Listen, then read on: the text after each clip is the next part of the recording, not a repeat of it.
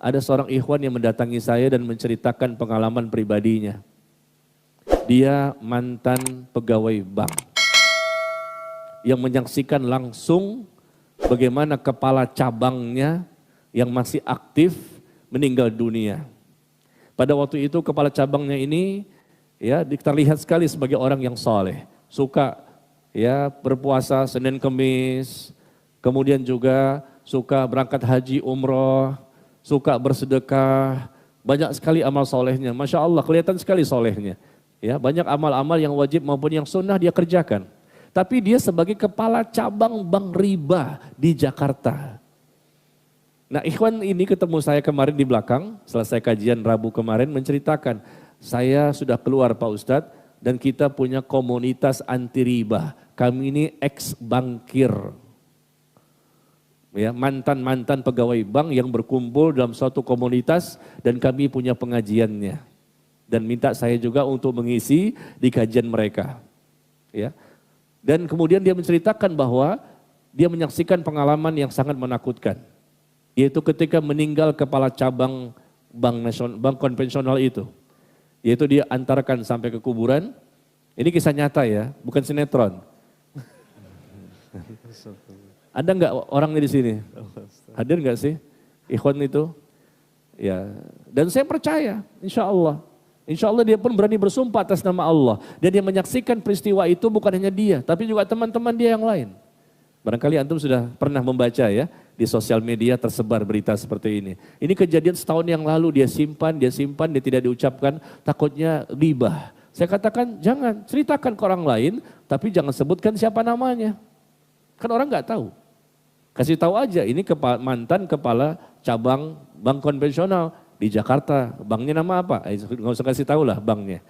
Nah kemudian dia menceritakan kemarin di balik hijab ini kemarin, Rabu yang lalu, bahwa dia mengantarkan sampai ke kuburan. Nah kemudian dikuburkan si mayit. Nggak ada apa-apa. Memang kadang-kadang diperlihatkan oleh Allah, kadang-kadang tidak diperlihatkan adanya siksa kubur itu. Ini salah satu yang diperhatikan, yang dilihatkan oleh Allah kepada para hambanya. Ternyata setelah dikuburkan, datanglah rombongan keluarga mayit yang lain. Ternyata mereka salah memasukkan ke liang lahat. Sekali lagi ya, bukan sinetron nih. Sinetron memang ada seperti ini juga, ngikut-ngikut itu. Ya. Salah memasukkan. Jadi seharusnya dia ini kepala cabang ini di tempat liang lahat yang lain. Tapi salah masuk, miskomunikasi antara mayit dengan mayit. Ya. Miskomunikasi antara mayit dengan mayit, maksudnya keluarga gitu loh, keluarga mayit. Maka dikuburkan dipendam. Kata keluarga si mayit yang baru datang, oh nggak bisa, kami itu di sini. Kami udah booking, mungkin di bawahnya ada AC-nya atau apa kita nggak tahu. Kami sudah booking di sini, maka kami nggak terima, silakan di sana. Oh nggak bisa, kami mintanya di sini karena kami sudah bicara kok. Mungkin ada yang lupa dan lain-lain. Akhirnya terpaksa dibongkar kembali. Ingat, waktunya tidak lama. Setelah ditimbun, mereka mau pulang, datang rombongan kedua. Kata ikhwan ini yang menceritakan kemarin di belakang. Datang rombongan kedua, maka dibongkar lagi. Dibongkar lagi kuburan tersebut. Ini siapa ini? Kuburan siapa? Mantan ya kepala cabang bank konvensional di Jakarta. Digali lagi kuburannya dan ternyata ada sesuatu yang membuat mereka semuanya kaget. Kain kafan sudah hangus. Jasadnya pun sudah hangus dan papan-papan itu yang menutup itu hangus semuanya. Dalam waktu yang sangat singkat.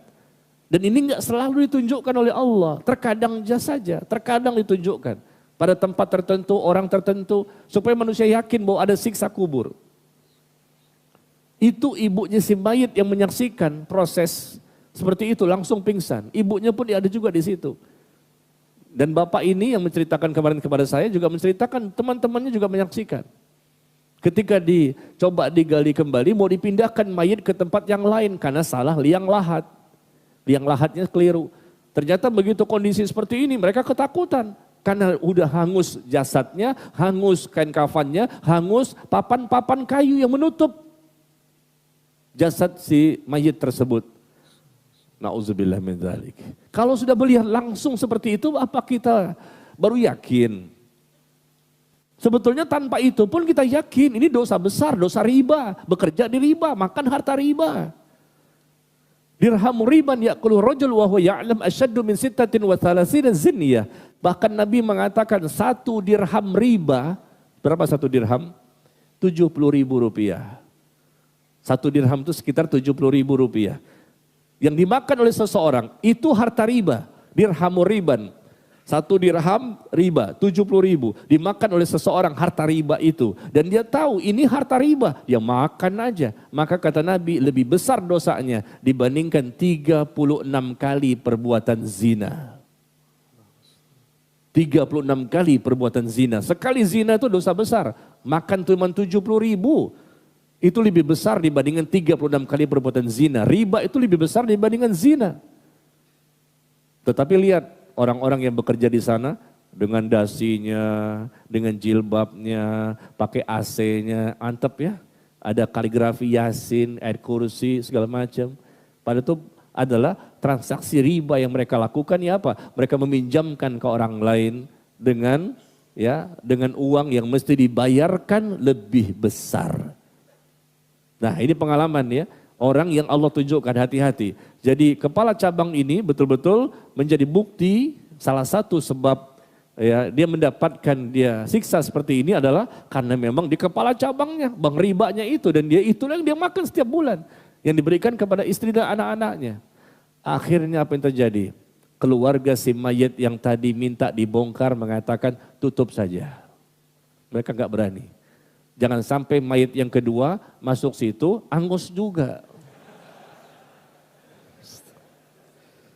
Gitu ceritanya. Jadi mereka ketakutan, kata ikhwan yang kemarin cerita di belakang layar. Jadi ketakutan, akhirnya apa? Ditutup. Udah gak apa-apa, kami pindah ke sana aja. Tapi ini kan udah terlanjur, gak apa-apa. Coba dari tadi begitu ngomongnya. Iya udah kebuka begini, ya udah tutup lagi. Akhirnya jenazah yang kedua dikuburkan di liang lahat yang lain. Nah ini membuat kita harus lebih waspada ya.